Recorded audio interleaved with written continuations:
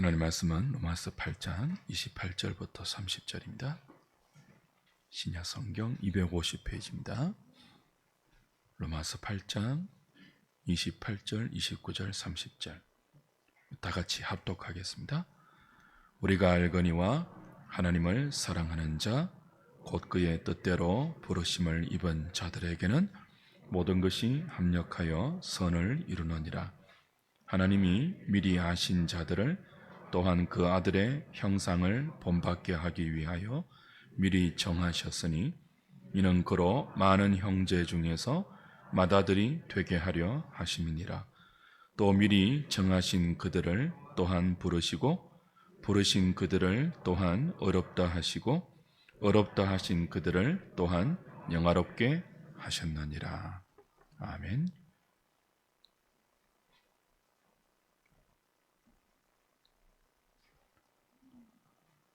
하나님께서 성도를 영광의 상속자로 만들기 위하여 그의 인생만 아니라 역사와 우주와 만물과 모든 환경 가운데 간섭하셔서 합력하여 선을 이루어 간다는 놀라운 말씀을 듣고 있습니다. 오늘 이어지는 내용을 생각할 차례인데요. 어떤 내용이 이어집니까? 신자가 그런 하나님의 뜻을 위하여 창세전에 그리스도 예수 안에서 예정되었으며 그 예정이 현재 성도의 삶 속에 실행되고 있다는 구원의 서정입니다. 예정을 말하면 하나님의 절대 주권과 인간의 자유의지가 충돌하는 지점이 생깁니다. 그래서 하나님의 예정을 설명하기가 쉽지 않죠. 그런데 왜 로마서 교리의 마지막 부분이라고 말할 수 있는 8장이 이 8장의 거의 끝단락에서 쉽지 않는 예정의 교리가 도입될까요? 바울의 서신서는 거의 똑같은 구조를 가지고 있습니다. 전반부는 교리를 다루고요, 후반부는 그 교리에 근거한 삶의 요구를 다룹니다. 로마서도 동일해요. 1장부터 8장까지가 사실은 교리에 해당되는 전반부입니다. 어떤 교리였죠? 모든 죄인을 믿음으로 의롭다 하시는 이신칭의에 관계된 복음의 교리였습니다. 12장부터 16장이 이 교리에 근거한 구원에 합당한 성도의 삶을 다룹니다. 중간에 9장, 10장, 11장은요 이스라엘에 관한 문제인데 엄밀히 따지면 교리에 적용시키기도 어중간하고 성도의 실제적인 삶의 요구에도 적용시키기가 애매한, 그래서 교리와 성도의 실제적인 삶을 둘 다 보충하는 괄호 역할을 한다고 볼 수 있습니다. 그래서 사실상 로마서 8장이 교리의 마지막 부분이에요. 그런데 이 교리의 마지막 부분, 이신칭의의 복음, 죄인들이 오직 믿음으로 말미암아 의롭다함을 받는다는 이 이신칭의의 복음의 교리를 마지막으로 다루면서 왜 우리가 이해하기 힘든 그 수긍과 납득보다는 반발과 오해하기 쉬운 이 예정의 교리, 그 예정의 교리에 근거한 구원의 서정, 구원의 순서, 이 문제를 교리의 결론 부분으로 다루고 있을까요? 보통 우리는 하나님의 예정과 그 예정에 담긴 우리의 구원, 하나님의 주권적인 구원의 섭리, 그 섭리에 담겨있는 전지전능하심, 그리고 죄인들을 구원하는 하나님의 열심, 지혜, 그걸 말하면요 꼭 이렇게 반발심이 들어요. 아니, 누구는 창세전에 선택했고 누구는 창세전에 버렸단 말인가? 그 하나님의 예정을 우리가 대하면요, 이 반발심이 생기잖아요. 반발심이 생기는 동시에 예정에 담긴 하나님의 주권이 우리의 구원을 주관해서 이끌어 간다면 우리의 책임, 의지를 발동해서 우리가 살아내어야 하는 신자의 의무와 책임과 노력을 방임하려는 유혹을 이 예정의 교리 앞에 받게 됩니다. 느끼게 됩니다. 우리의 미련함이죠. 그런데 왜 사도는 이런 우리의 미련한 반발과 오해를 알면서도 그 중요한 교리의 결론 부분에 예정을 말하고 그 예정에 근거한 하나님의 구원의 서정, 미리 아심, 미리 정하심, 정하신 그들을 부르심, 부르신 그들을 어렵다 하심, 어렵다 하신 그들을 영어롭게 하신다는 이 하나님의 절대 주권이 이끌어가는 구원의 서정을 논하고 있을까요? 우리가 하나 유념해야 될 사실이 있습니다. 성경이 하나님의 예정을 언급할 때 그 예정에 근거한 하나님의 주권을 우리에게 도입할 때는 우리를 반발케 하기 위해서가 아닙니다. 우리의 의지를 약화시키거나 우리의 책임을 방임하는 목적이 아니라 정반대로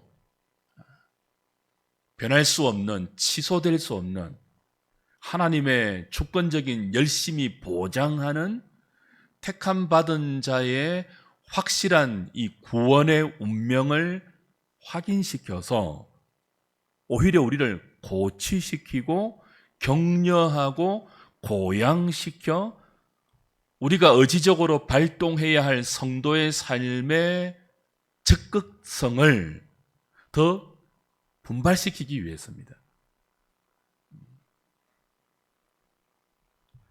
본문에서 사도가 하나님의 예정을 도입하는 이유도 동일합니다. 28절에 하나님의 예정을 말하기 전에 바울이 성도를 이렇게 표현하는 것 다시 보십시오.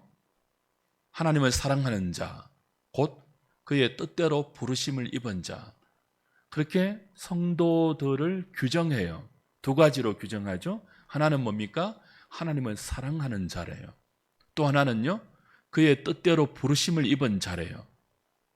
하나님을 사랑하는 자라는 표현은요, 우리의 의지와 연관되어 있습니다.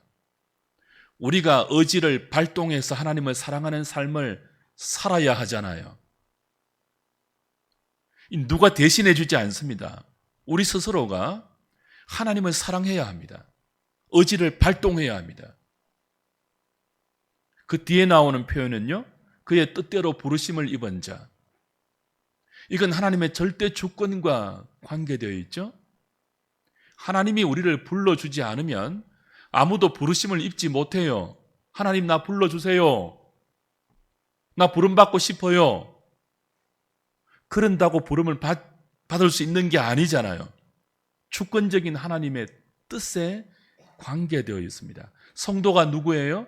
우리의 의지를 발동해서 하나님을 사랑해야 하는 책임적인 존재인 동시에 하나님의 절대 주권에 근거한 부르심이 있어야지만 성도로 부름을 받을 수 있는 의존적인 존재. 이 둘이 우리 안에 함께 조화되어 있습니다. 하나님은 그의 뜻대로 우리를 부르시고 우리는 부름받은 하나님의 뜻대로 살아야 합니다. 하나님의 주권과 인간의 자유의지가 함께 있습니다. 이렇게 하나님은 당신의 예정과 우리의 의지를 함께 묶어서 우리의 인생과 역사 속에서 합력하여 선을 이루어 가십니다. 왜 로마서가 교리를 다루는 8장의 결론 부분에서 하나님의 미리 아심, 미리 정하심, 부르심, 어렵다 하심, 영화롭게 하심의 이 구원의 순서, 구원의 논리적인 서정을 언급할까요? 우리를 반발시키기 위해서가 아니라고 했죠? 우리의 의지를 약화하거나 우리의 인격적인 책임을 나태로 방종으로 방치하기 위해서가 아니에요. 정반대로 우리를 고양시키기 위해서요. 우리를 고치시키기 위해서요. 우리가 있기 전부터, 우리가 태어나기 전부터, 이 땅에 존재하기 전부터 변경되거나 취소될 수 없는 하나님의 영원한 계획 속에 우리가 들어 있었으며, 그 하나님의 영원한 계획이 오늘 우리의 이 여러 힘든 현실 속에 변하지 않는 우리의 운명으로 실행되고 있다는 사실을 확인시켜 우리를 고양시키기 위해서란 말이에요. 우리를 격려하고 위로하기 위해서란 말이죠. 왜요?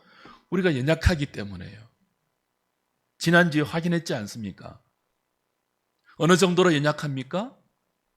마땅히 어떻게 기도해야 될지도 모르는 영적, 심리적, 정신적, 육체적, 전인격적으로 모든 연약함을 다 안고 있잖아요, 우리가. 그런 우리의 연약함과 그 연약함으로 말미암는 어리석음과 여러 실패와 좌절과 넘어짐이 창세전에 그리스도 안에서 하나님의 자녀로 그리스도를 닮은 영광스러운 상속자로 만들어지는 우리의 운명을 취소시키거나 변경시키거나 흔들 수 없다는 사실을 이 예정론으로, 그 예정론에 근거한 구원의 순서로 우리에게 확인시켜주고 있습니다. 가만히 이런 사도의 의도를 이해하시고 다시 한번 본문의 말씀을 들여다보십시오. 우리가 알거니와 하나님을 사랑하는 자, 곧 그의 뜻대로 부르심을 입은 자들에게는 모든 것이 합력하여 선을 이루느니라. 하나님이 미리 아신 자들을 또한 그 아들의 형상을 본받게 하기 위하여 미리 정하셨으니 이는 그로 많은 형제 중에서 맏아들이 되게 하려 하심이니라. 또 미리 정하신 그들을 또한 부르시고 부르신 그들을 또한 어렵다 하시고 어렵다 하신 그들을 또한 영화롭게 하셨느니라. 우리가 알거니와로 시작하고 있죠. 다른 것은 다 몰라도 어떻게 기도해야 될지를 몰라도 이것만은 알아야 한다, 그런 뜻이라고 말씀을 드렸습니다. 무엇만은 저와 여러분이 알아야 한다고요? 우리를 영광스럽게 하는 영화를 목적으로 삼고 그 영광된 자리에 저와 여러분들을 마침내 세우기 위해서 하나님이 창세전에 품고 계셨던 그 계획이 여러분의 인생 속에 지금 역사되어서 실패 없이 실행되고 있음을 알아야 한다는 거예요.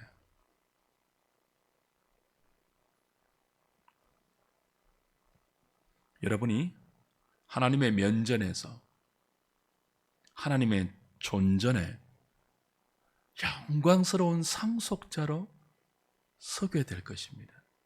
여러분의 연약함과 상관없이, 아무리 연약해도, 아무리 어리석고 그 연약함과 어리석음으로 아무리 넘어지고 실패하고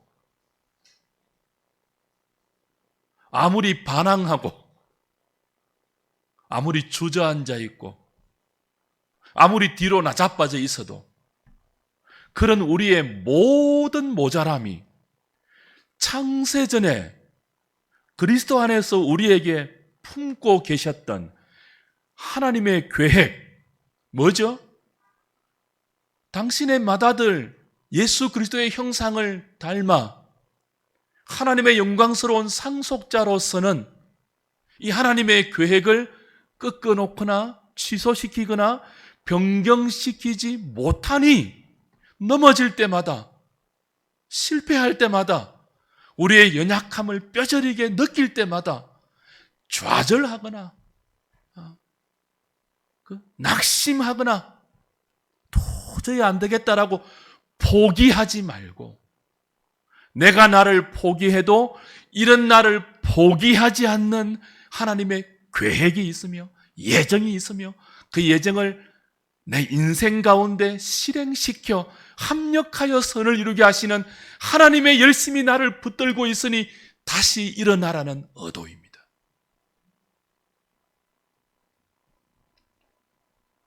그래서 오늘 모든 시제는 과거형으로 되어 있습니다. 완료형으로 되어 있습니다. 미리 아신 바 된, 미리 정하신 그들을 부르시고, 과거형이에요. 완료형이에요. 부르신 그들을 어렵다 하시고, 과거형이죠. 어렵다 하신 그들을 또한 영화롭게 하셨다. 여기 영화는 미래에 이루어질 사건이거든요. 근데 영화롭게 하셨다라고 이미 이루어진 과거형으로 기록하고 있습니다. 왜요? 하나님의 계획이 변경되지 않다는 뜻이에요. 너무나 분명하게 저와 여러분들을 우리의 모든 연약함에도 불구하고 장차 하나님 앞에 영광스럽게 세우실 것이 분명하기 때문에 이미 이루어진 것처럼 과거로 영화롭게 하셨다라고 완료형으로 기술하는 거예요. 그게 우리의 운명이에요. 복된 우리의 운명이에요. 왜 이 말을 한다고요? 낙심하지 말라는 거예요. 이 세상의 눈앞에 보이는 우리 몸으로 체감하는 모든 현실 때문에 좌절하지 말라는 거예요. 하나님의 예정이 우리 인생 가운데 하나님의 목표로 담겨 있으며 우리를 향한 하나님의 그 목표는 절대로 취소되거나 변경되거나 약화되거나 없어지지 않으니까 오히려 뭐죠? 하나님의 다함없는 열심과 능력과 지혜와 사랑으로 마침내 우리를 복된 운명으로 완성시키고야 말 것이니 모든 어려움 속에서도 용기를 내고 위로를 받아 좌절과 낙심과 나태와 방종과 미련과 게으름이 아니라 열심을 품고 주의 뜻을 받들어 하나님을 사랑하는 자로, 그 아들의 형상 예수를 닮아가는 자로 힘을 내어 성도의 본분을 다하라, 그런 뜻입니다. 왜 이런 위로가 필요할까요? 그만큼 저와 여러분이 연약해요. 그리고 우리의 삶이요, 성도의 삶이요, 생각보다 간단하지 않습니다. 쉽지 않습니다. 하나님의 끊임없는 위로가 필요할 정도로 너희들이 이런 운명이야 라고 끊임없이 확인시켜 주어야 할 정도로 우리의 삶이 녹록지 않다고요. 예수 믿으면 만수무강하지 않습니다. 절대로 그런 일은 없습니다. 여러분이 이미 지금까지 경험해 왔잖아요. 예수 믿고 편안해지셨습니까? 손들어 보세요. 그런 분 있는지. 아무도 없잖아요. 끝없이 그런 삶을 추구했지만 우리의 현실은 그렇지 않잖아요. 늘 고달팠잖아요. 오늘까지. 안 그렇습니까? 그래서 위로하시잖아요. 값싼 위로가 아니라 희망 고문 같은 뜬구름 위로가 아니라 우리의 현실을 직시하게 만들고, 이 고달픈 현실이 왜 성도의 현실임을 확인시켜서 그 현실이 변경시키지 못한 복된 우리의 운명으로 우리를 위로하는 거예요.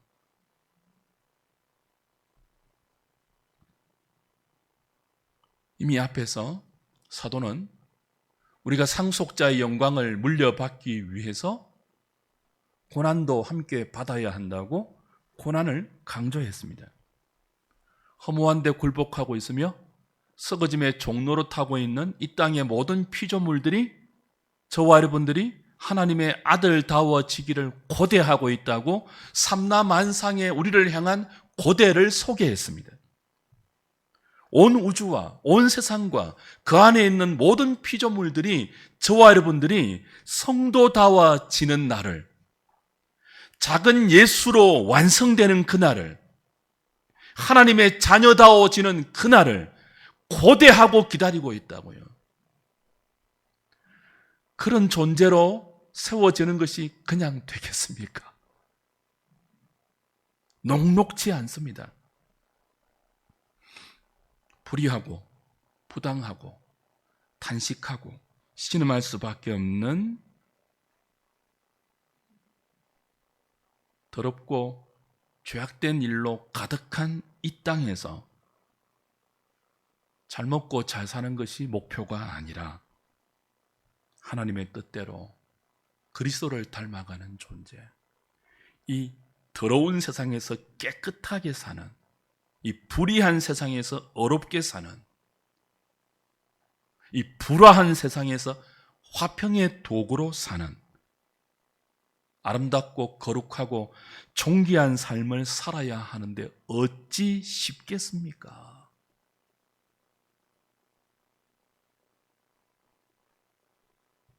고달픕니다.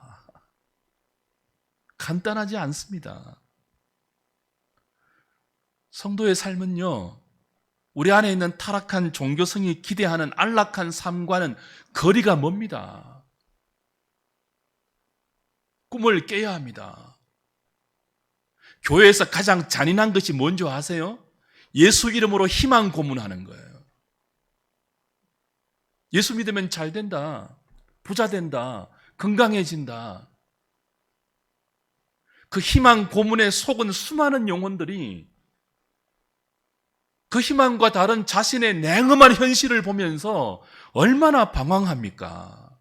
복음은 그런 게 아니거든요. 창세전에 그리스도 안에서 우리를 향해서 갖고 계신 하나님의 계획은 그게 아니거든요. 우리의 인생 가운데 하나님이 모든 열심으로 실행시키고 있는, 합력하여 선을 이루는 우리의 종착 지점은 그런 것이 아니거든요.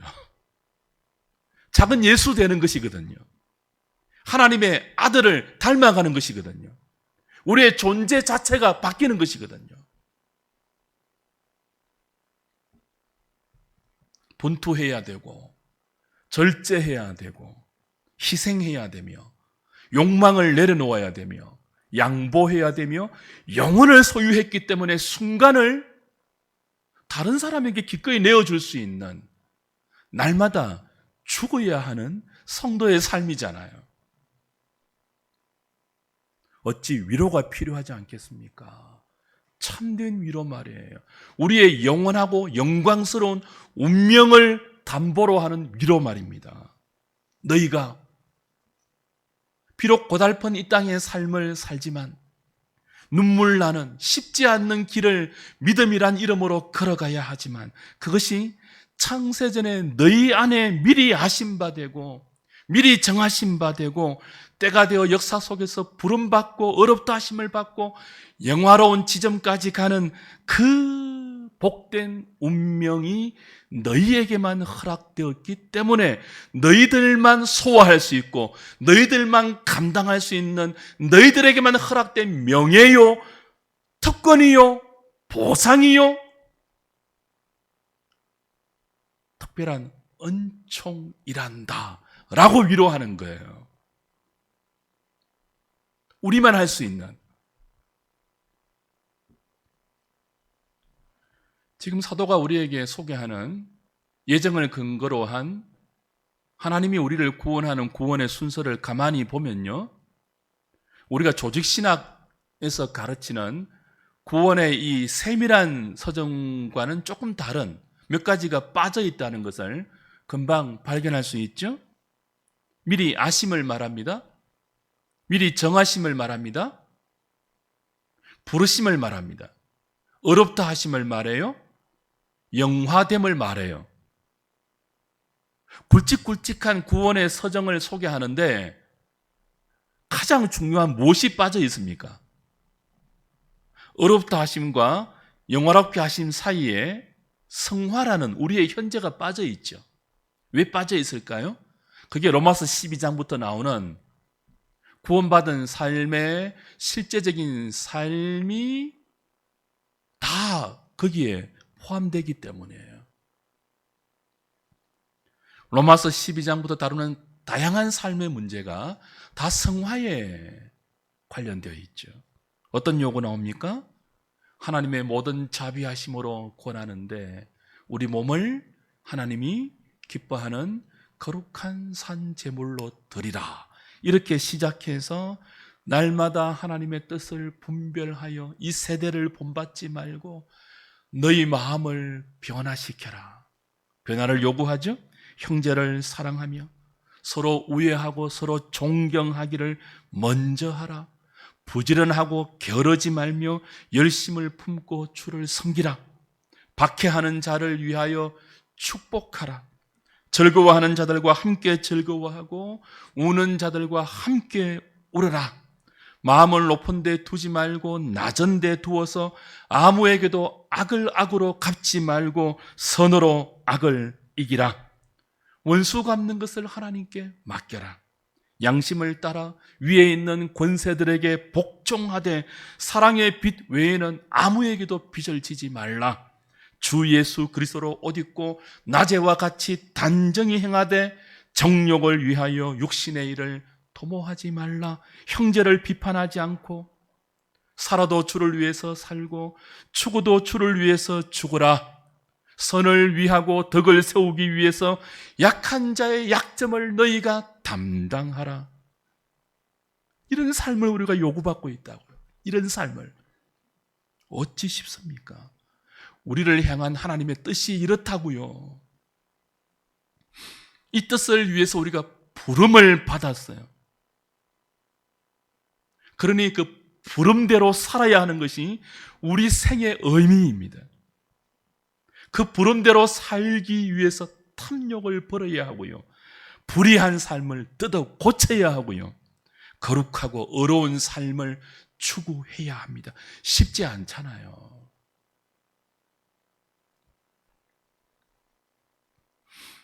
이런 삶을 하나님의 뜻으로 요구받고 있는데 그 길을 믿음으로 가고 있는 우리의 현실이 어떻습니까? 그 뜻대로 잘 반응이 되던가요? 우리의 현실은요, 어떻게 기도할지도 제대로 모르는 연약함이잖아요. 하나님의 뜻? 안다고 해도 그 뜻에 절거히 우리의 삶을 순종으로 반응하지 않잖아요. 더 자주 넘어지고 외면하고 미련한 고집 부리고 거룩과 정반대의 길을 가고 사랑이 아닌 미움과 정오와 시기와 분노의 삶을 우리 스스로 의지를 발동해서 살아내며 원수 갚는 것을 하나님께 맡기지 않고 우리의 혈기로 7배나 갚아주기를 꿈꾸고 남의 눈에 피눈물 흘리는 것을 아무렇지도 않게 우리의 마음을 스스로 독하고 강팍하게 무장해서 생존 경쟁에서 이기기 위한 그런 삶을 분투하고 있잖아요. 이런 우리의 현실을 자각할 때마다 어떤 느낌 든다고요? 이러고도 내가 신자일까? 이런 나를 하나님이 버리시지는 않을까?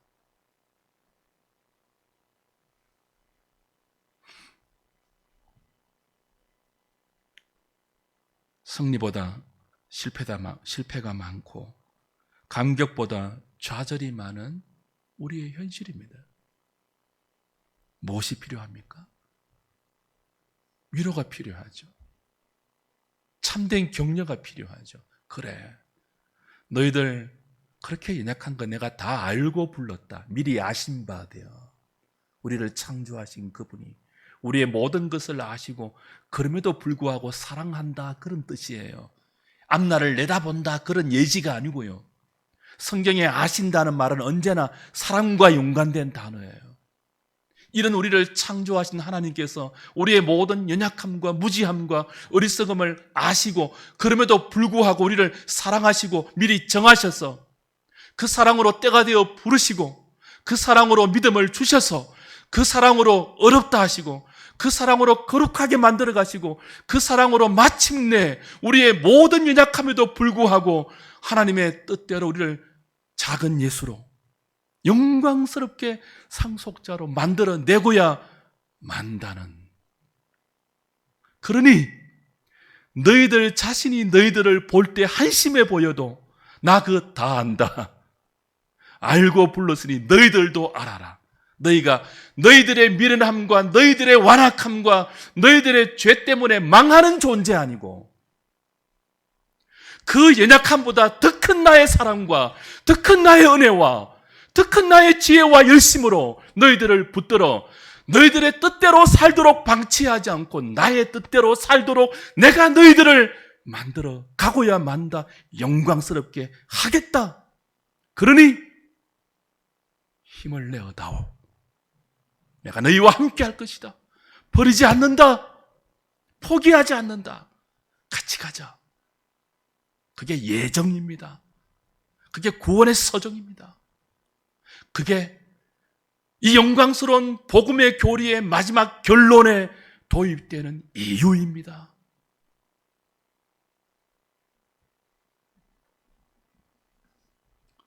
조금만 있으면 월드컵이 열립니다. 아마 다음 주 월요일에 개막이 될 거예요.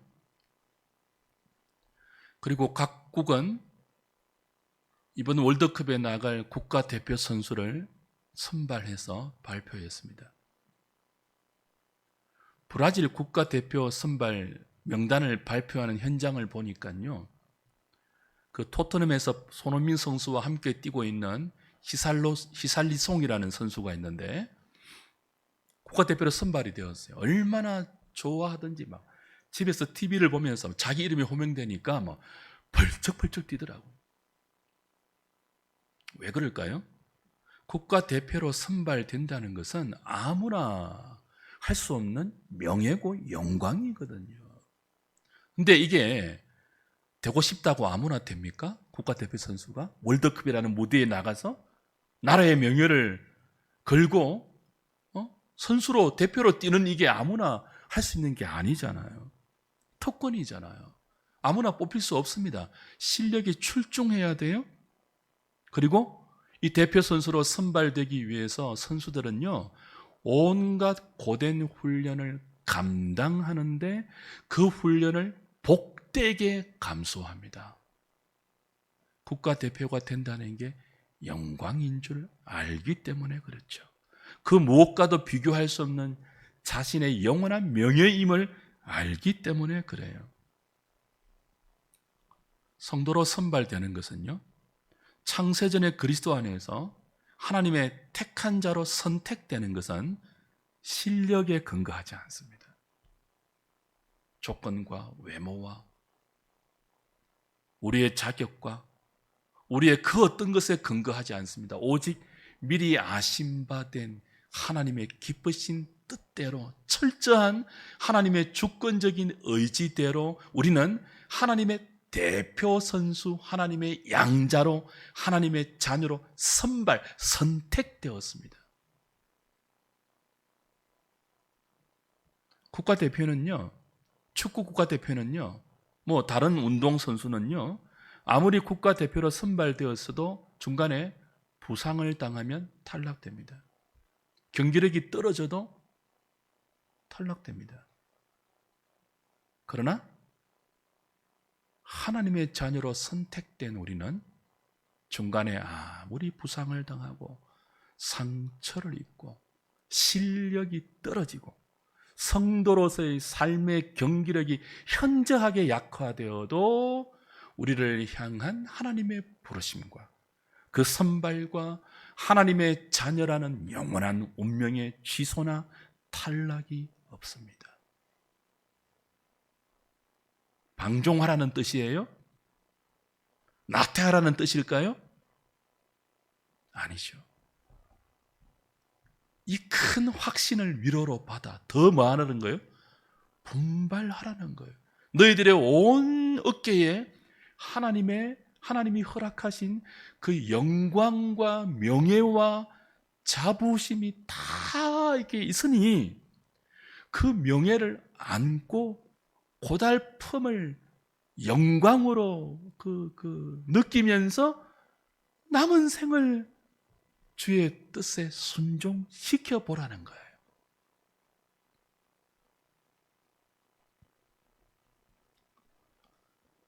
지난주에 성경 공부하는데 이런 말이 나왔습니다. 갈수록 예수 믿는 것이 힘든 것 같아. 실제입니다. 맞습니다. 하나님께서 우리를 부르신 목적이, 저와 여러분을 부르신 목적이 이 땅에서 다른 누구보다 편안하게 살고 잘 먹고 잘 사는 목적이 아니잖아요. 오늘 본문 29절에 분명히 이렇게 말하고 있죠. 하나님이 미리 아신 자들을 또한 그 아들의 형상을 본받기 위하여 미리 정했었고 그 뜻을 위하여 부르셨고 어렵다 하시고 영화롭게 하신대요. 그 아들의 형상을 본받기 위하여, 예수 그리스도를 본받기 위해서 우리가 부름받았으니 작은 예수가 되도록 부름받았으니 쉽지 않죠. 갈수록 예수 믿는 것이 쉽지 않아요. 이런 고백이 다 나와야 돼요. 우리 힘으로 절대로 작은 예수 못 되잖아요. 예수님이 가신 길을 우리도 가야 하고요. 내가 살고 싶은 인생이 아니라 주님이 요구하는 인생을 살아야 하는데 어떻게 갈수록 쉽겠습니까?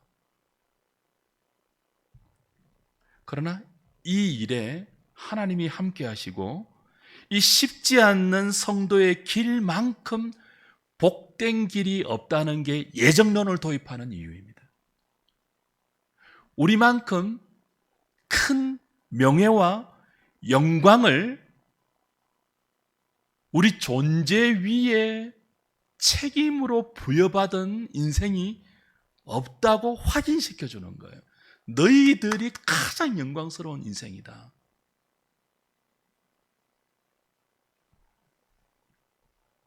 우리의 삶은 퍼즐 조각과 같습니다. 퍼즐 조각이 그 조각 하나로 있을 때는요, 도대체 이게 어떤 의미인지 몰라요. 살다 보면 힘들 때 많잖아요.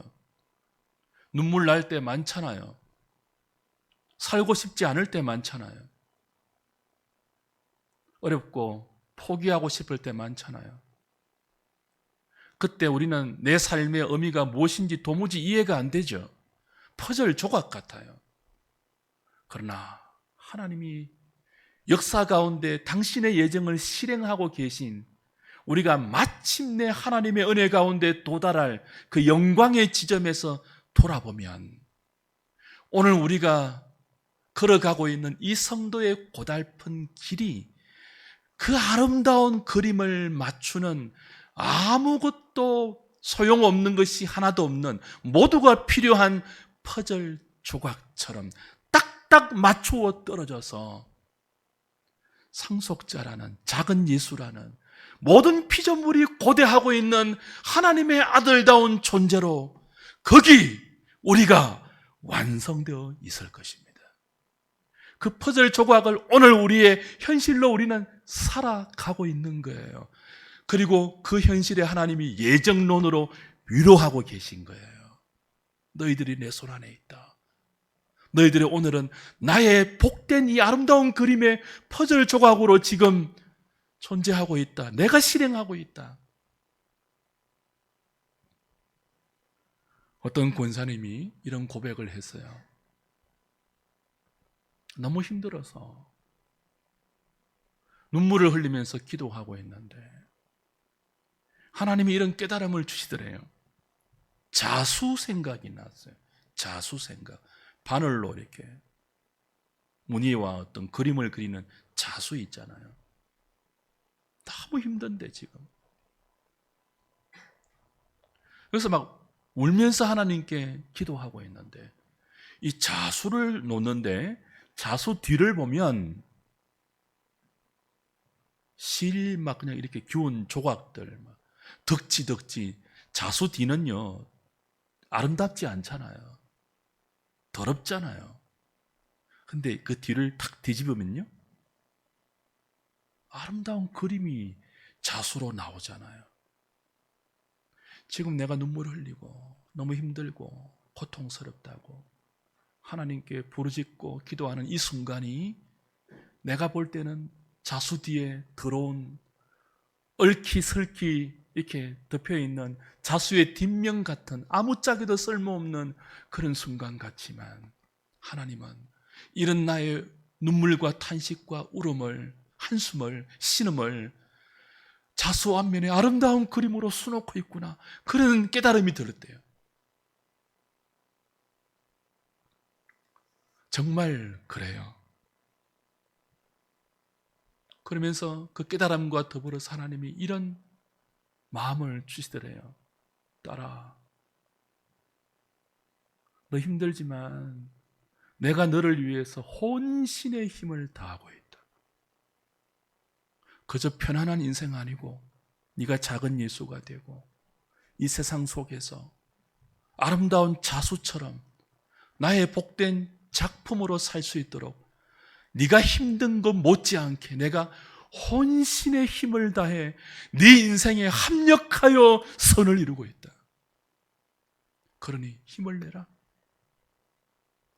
그런 깨달음을 얻고 다시 일어섰대요. 그게 우리의 인생입니다. 하나님께서 우리와 함께 하고 계십니다. 창세전에 우리를 위한 영광스러운 계획을 품고 계셨고 우리를 이미 아셨고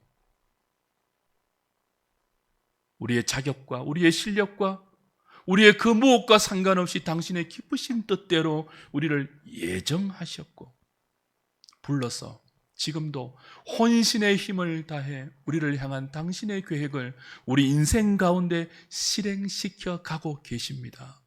여러분이 힘들 때 생각하세요. 하나님이 더 힘드십니다. 우리를 사람 만들어 간다고 작은 예수로 만들어 간다고 이 반항하고 알아듣지 못하고 미련하고 고집투성이고 패역하고 완악하고 어리석은 우리를 하나님의 형상을 닮은 그리스도의 형상을 닮은 아름답고 존귀한 모든 허무한 데 굴복하고 있는 피조물들이 고대하는 하나님의 아들들로 나타나기로 상속자답게 만들어가기로 하나님이 혼신의 힘을 다하고 있습니다. 쏟아부을 수 있는 모든 당신의 열심과 지혜와 능력과 사랑을 우리에게 다 쏟아붓고 있습니다. 그러니 힘을 내십시오. 여러분은 여러분의 그 무엇에 여러분의 운명이 좌우되지 않습니다. 우리를 위해서 혼신의 힘을 다하고 있는 하나님의 손에 붙들려 그 하나님의 계획대로 여러분의 인생이 우리의 인생이 진전되고 있으니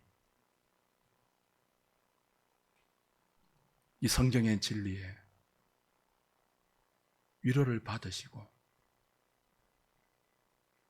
격려를 얻어 분발하십시오.